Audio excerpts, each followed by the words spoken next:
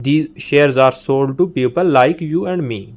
When you buy shares, you now own slice of that companies, just like you own and slice of that pizzas. Let's say you bought one shares of companies for $10. If that company does really well, maybe that create a new product or make more money, the value of the slice you share could go up to 12 or $15. You just made a profit, but if the company does badly, the value might drop and you could lose money too. So where do people buy and sell these companies slices? That's where the stock market comes in. It's like a big online supermarket, but instead of food and clothes, it's full of the company shares. Buyer and sellers come together and trade slices all day long.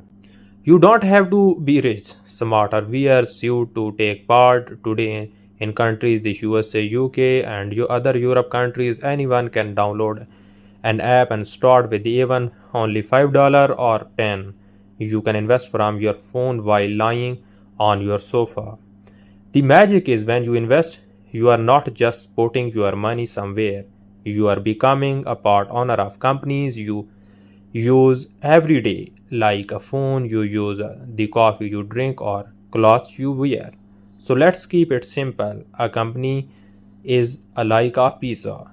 It's cut itself into slices, shares. You can buy a slice on part of the companies. The stock market is the shop where these slices are bought and sold. If the company grows, your slices becomes are more valuable. If it shrinks, your slices loses values.